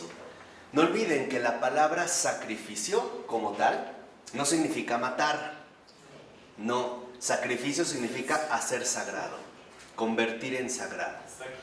Entonces, ¿en qué consiste el sacrificio del entendimiento? Ya lo vimos hace un momento, en renunciar a sí mismo. Esa es la única manera en la que se hace sacro, en el optar por algo mucho mayor que él. Por eso dice a continuación el texto, uno y otro caso nos conducen más allá del entendimiento, pero el primer caso lo desintegra, haciendo agonizar a la conciencia en una locura perpetua, mientras en el segundo le da firmeza por la obra de la superación por la cruz, que consiste para el entendimiento en renunciar a sí mismo de una manera absurda. La fe por la que nos salvamos es el comienzo y el fin de la cruz, es crucificarse con Cristo. Y aquí es, digamos, a donde llegaría el último punto. La trascendencia desde el punto de vista del entendimiento de este logos, ¿verdad? De esta creencia como superación del entendimiento, en último término, a nosotros nos termina conduciendo a la crucifixión. De hecho, que un Dios se haya hecho hombre y que aparte se haya montado sobre un madero para ser clavado de esta manera, no tiene ningún sentido. Al menos humano no lo tiene. No hay lógica que en realidad lo pudiera explicar. Incluso un gran antropólogo contemporáneo francés como René Girard, precisamente él ha analizado la noción de víctima. Y dice, lo sorprendente del cristianismo, de veras tiene muchos libros René Girard, vale la pena que lo lean, es un converso católico, a partir de sus estudios antropológicos, históricos, filosóficos, donde él lo que menciona es que lo que ahora vemos en el caso del cristianismo, en esta creencia que es la fe, es que ahora la víctima es inocente, mientras que en el paganismo la víctima es culpable, aunque no en sí misma carga igual en este sentido con la culpa de los demás. Pero su fundamento último para nosotros, en último término, es un misterio.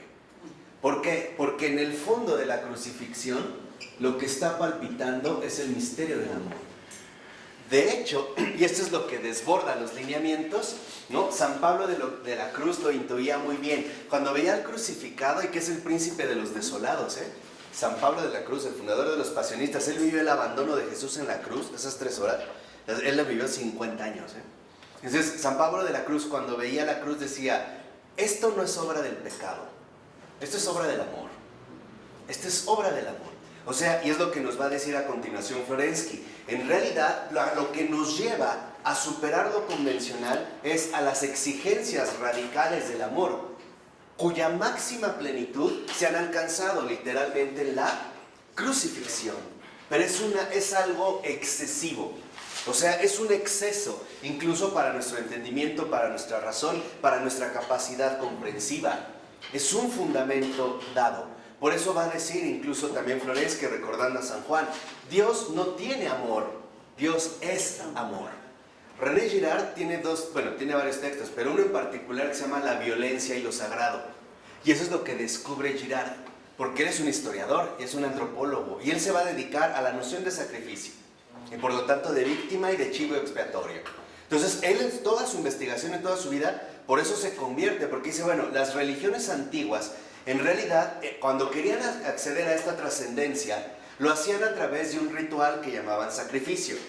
Pero este sacrificio, lo que de fondo manifestaba, era una expresión contundente de violencia. ¿Cómo se llama el libro, perdón? La violencia y lo sagrado, de René Girard. De verdad es bien interesante la teoría que él realiza. Entonces ¿Es dice, un sacrificio musulmán? ¿Es un sacrificio vicariano? no, es violencia. Entonces él lo que define es, fuera del cristianismo, fuera del sacrificio de Cristo, lo que en realidad se promueve al llevar a cabo el sacrificio es una forma sacramentalizada o sacralizada más bien, de violencia. Y entonces la violencia adquiere una justificación de un orden religioso. Entonces dice Girard, en el cristianismo justo lo que ocurre es lo contrario. ¿Por qué? Porque los términos se invierten. La crucifixión lo que expone no es en un sentido vicarial de una violencia dada, sino de una entrega asumida. ¿No? Cuando el propio Jesús decía, a mí nadie me quita la vida, yo la doy porque quiero. Entonces es una entrega plena. ¿Qué es a lo que nos lleva en el último término? Que en efecto, así como nosotros estamos llamados a tomar una elección, también Jesús en su vida terrena en la cruz está tomando una elección con toda la energía de su persona. ¿No? Padre, en tus manos encomiendo mi espíritu. Es el abandono, o sea, la dirección o la reorientación hacia la cual nos dirigimos. De tal manera que ahora la violencia, por ejemplo, a partir del cristianismo, es la destrucción de los ídolos, no la propiciación de más víctimas, como aquí se realizaba. Por eso es lo que insistía, por ejemplo, los aztecas podían sacrificar a muchas personas precisamente porque nunca se satisface lo que exige el sacrificio. Siempre hay que estarlo renovando. En cambio, con Cristo, este sacrificio únicamente se hace de una vez y para siempre. Es definitivo. Se cambiaron ahí las estructuras. Por eso también René Girard hace, ¿no?, un análisis profundo desde la historia hasta la actualidad y dice, los fundamentalismos, por ejemplo, actuales, es justamente porque carecen de un fundamento. Y entonces, al quererle dar, por ejemplo, un determinado fundamento a su postura religiosa, terminan asumiendo un fundamentalismo que hace la guerra o promueve la violencia, no solo contra un aspecto religioso, sino en general contra cualquier aspecto cultural que se oponga a sus propios lineamientos. Y esto no solo lo están llevando a cabo los musulmanes, también esta tremenda tendencia económica, ¿no? Si un país no favorece mis intereses económicos, le hacemos la guerra. Se vuelve otra vez a presentar este escenario de la violencia y lo sagrado, como diría René Girard. Por ello ahora viene el segundo paso, y es también la parte central. Dice al iniciar el punto 2, más o menos 4 renglones de que ha iniciado el párrafo. Dice, este acto espiritual supremo, esta crucifixión, dice, precisa de algo más que la búsqueda intelectual. El salto de la fe se hará realidad en la invocación, derrumbamiento de los bastiones en que el hombre se protege y en la intuición real del amor, que adviene en el interior mismo de la invocación como respuesta a su grito desesperado. O sea, nosotros pasamos de lo convencional a la trascendencia a través de una invocación. Como Pedro, cuando se está hundiendo, invoca, Dios mío, sálvame. Hace una invocación. Ahora, va a decir Florensky, siguiendo también esta situación, cuando tú llevas a cabo una invocación, es porque de antemano crees en alguien, no en algo. O sea, no es una potencia intelectual la que te está sosteniendo. De antemano estás invocando a alguien. No es como una persona que, aunque sea atea, si de repente mataron a su compañero de viaje y a él apuntan, va a erigir una invocación, ¿no? Y no va a decir, sagradas pirámides de Teotihuacán, yo que voy cada año al equinoccio, si me sacan de esta, yo les prometo que ahora subo de manos. No. Va a decir, Dios mío, ayúdame, mira, no creo en ti, pero si me ayudas, tal cosa. Esta invocación precisamente se dirige a alguien. Un filósofo, también converso, católico, como Gabriel Marcel, va a escribir un texto que se llama De la negación a la invocación. Si nosotros fuimos siguiendo la exposición, veremos que lo que lleva a cabo Gabriel Marcel, es decir, la negación es la negación de este fundamento supralógico, quedar atrapados en el yo. La invocación es salir del yo para invocar a alguien, a un tú, a él. Y entonces yo ya estoy invocando a alguien, ya estoy concretizando la presencia viva de la verdad, ya pido auxilio, ya grito. Y entonces en mi desesperación la respuesta me llega como una súplica atendida. Y esto es lo que a mí ya me introduce en el acto de fe. Entonces, el acto de fe no es una creencia subjetiva. El acto de fe es una presencia objetiva. Es Él el que está ahí. Aunque yo no lo entienda, aunque a mí no me agrade, aunque no esté contento, ahí hay alguien. ¿Qué pasa? Entonces, si la invocación es alguien, podemos deducir que Dios, que va a salvar a su criatura, debe ser una persona. Y no puede ser otra cosa que no sea una persona. Por eso nosotros en esta invocación a alguien reconocemos ahora el carácter personal de la dinámica. Por eso nosotros hemos sido hechos a imagen y semejanza. Pero el original, como tal, se vincula con nosotros de un modo, vamos a decirlo así, que nos permite abandonar lo convencional para dar un paso mayor hacia la invocación.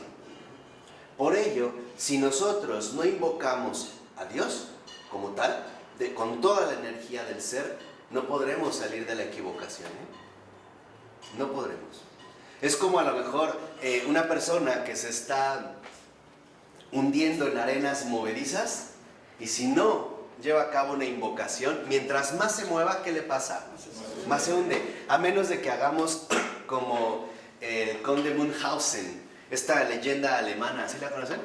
Este es el conde Munchausen, que va cabalgando y de repente cae en arenas movedizas y cuando ve que se va a hundir, en lugar de pasar a la invocación, se queda en la negación y entonces lo que se le ocurre es agarrar fuerte al caballo con las piernas y empezar a jalarse de los pelos para sacarlos a los dos. Esa es la negación. Esa es la enseñanza de Munchausen. Eso es lo que hacemos nosotros. ¿Y ahora qué voy a hacer? ¿Y cómo le voy a hacer? Entonces agarro al caballo, o sea, mi vida ordinaria, y me empiezo a jalar los pelos, ¿no? Pregunta, ¿no es demencia? Acuérdense de Munchausen. Cuando sientan que les duele es porque están jalando los pelos. Es decir, no somos Munchausen. Hay que dar el paso literalmente a la invocación. Ahí está Pedro. Pedro se sumerge en el agua y de repente, Dios mío, sálvame. Y ahí está la mano. La respuesta, ¿no? Literalmente aparece.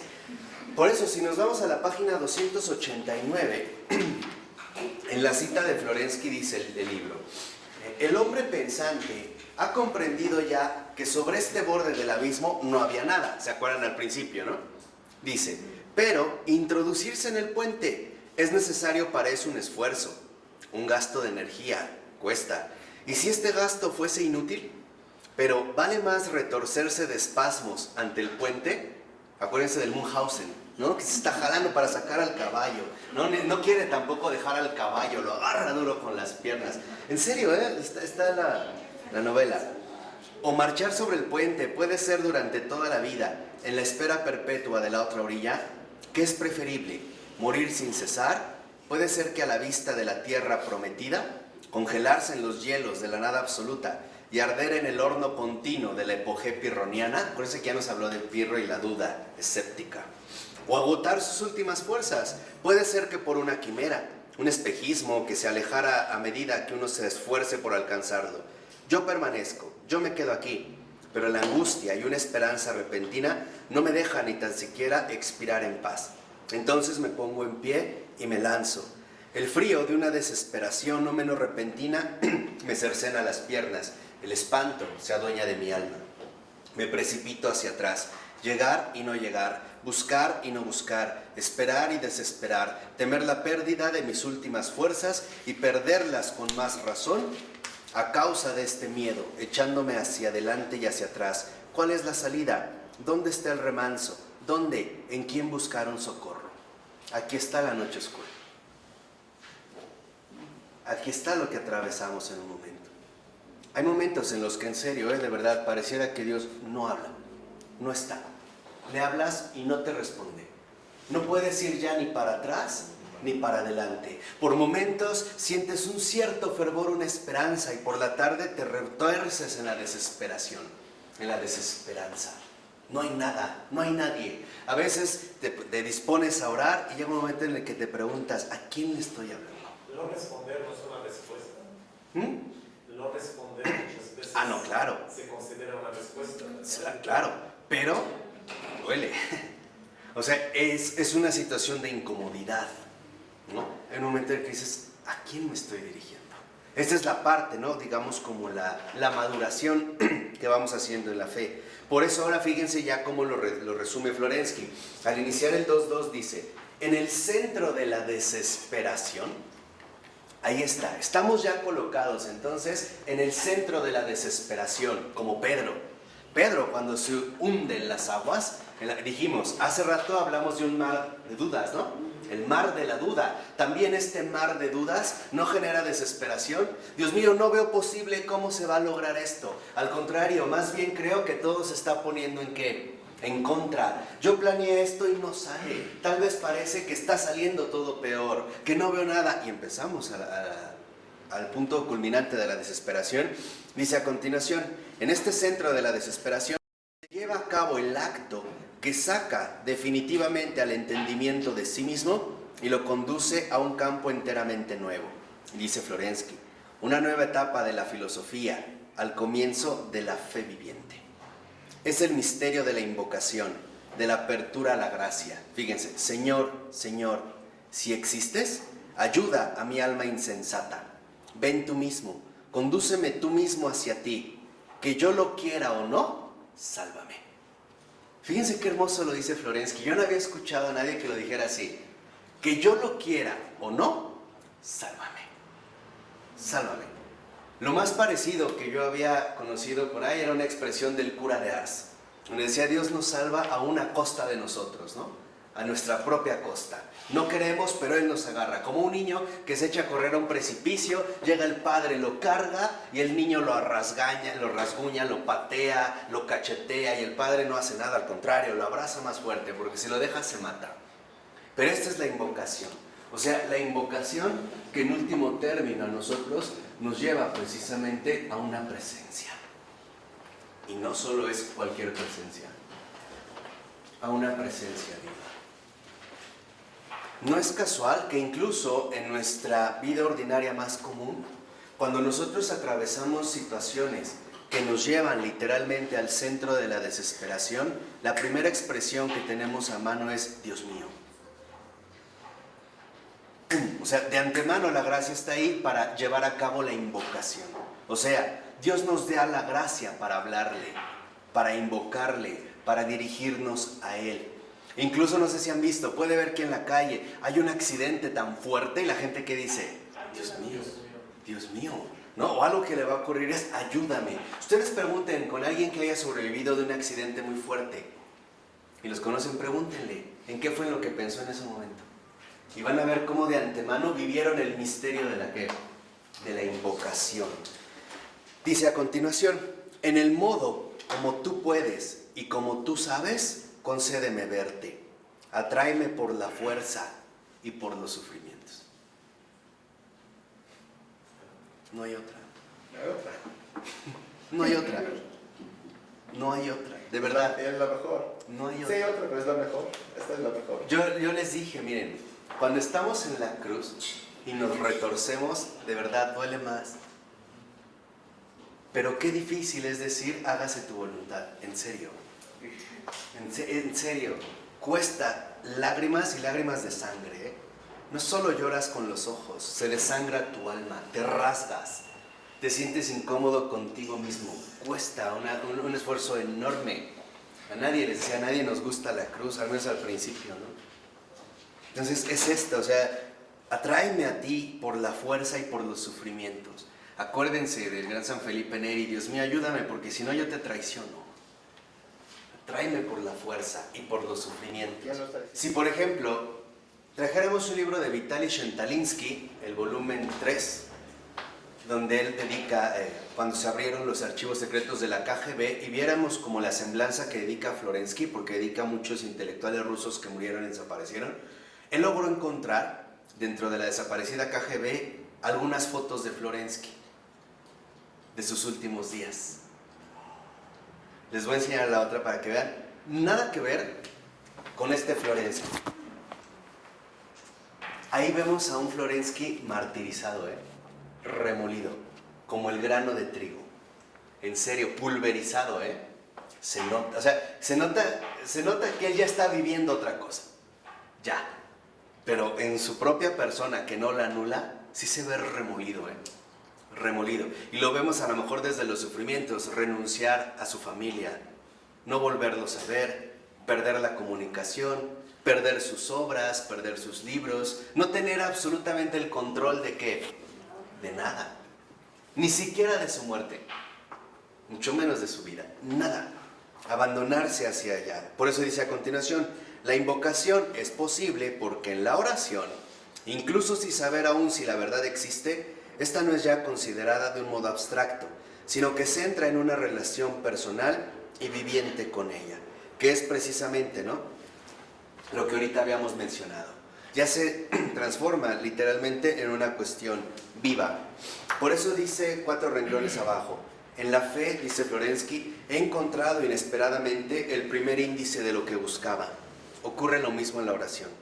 Habiendo hecho un esfuerzo sobre mí mismo por amor a la verdad, he establecido con ella una relación personal, viviente. Y escuchen, añado a regañadientes la forma habitual, si es que la verdad existe. Este acto de invocación, como relación viviente, es una mutua entrega de los dos sujetos. Aquí es donde me parece que Florensky, ¿no?, encuentra otra vez un centro fundamental. En la invocación, lo que nosotros llevamos a cabo es una mutua entrega. Nos entregamos en confianza a Dios y Dios responde entregándose a nuestra súplica. ¿Sí lo entienden o no? Esto es bien importante, ¿eh? Es una mutua entrega. También Dios se entrega a mi súplica, responde a mi súplica, responde. Y de verdad, cuando ustedes le invocan al Señor algo de corazón, responde y responde rápido, ¿eh? Y a veces no te queda duda, no te queda duda. Por ejemplo, a mí me queda claro que sí hay como lo que decía Florensky, dimensiones o niveles profundos en la vida espiritual.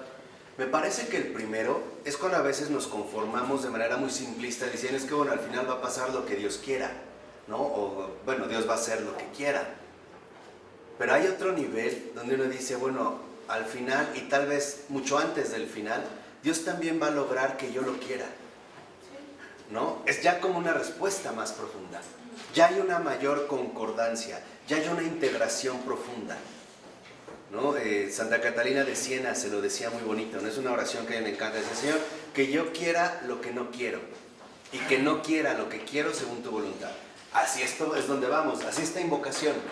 Así esta invocación que nos vincula mutuamente. Hay literalmente una forma, una mutua entrega. Por eso en la 90, en la nota 25, que es muy hermosa, dice Florensky, en este grito de una desesperación extrema se sitúa el principio de una nueva etapa de la filosofía, el comienzo de la fe viviente. Yo no sé si la verdad existe o no, pero yo siento con todo mi ser que no puedo pasar sin ella. Y yo sé que si existe, ella lo es todo para mí. La razón, el bien, la fuerza, la vida y la felicidad. Quizá no existe, pero yo la amo. Si ustedes han tenido una vida espiritual intensa, a lo mejor en algún momento le han dicho a Jesús, Señor, yo no sé si existes o no, pero te amo, no puedo dejar de amarte, y no sé cómo le has hecho, no te conozco, nunca te he visto, nunca hemos platicado. Pero ya, literalmente, si existes o no existes, ya no es una perturbación para mí. Aún cuando mi entendimiento me dijera, no existes, mi amor no disminuiría. Por eso dice a continuación, la amo a la verdad más que a todo lo que existe. Aquí está. El amor incluso supera las limitaciones convencionales de lo que existe y de lo que no existe.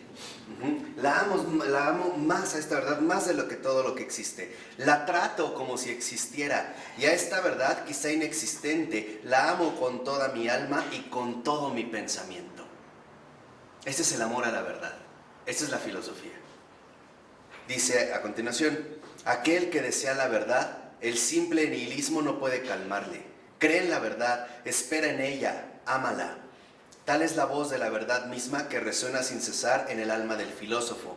Y si fracasa en la primera tentativa de fe, volverá a intentarlo con una redoblada resolución. Ya cuando se ha encendido, por así decirlo, la llama del amor, no se extingue. Arde más, arde. Ya no se apaga, de verdad no se apaga.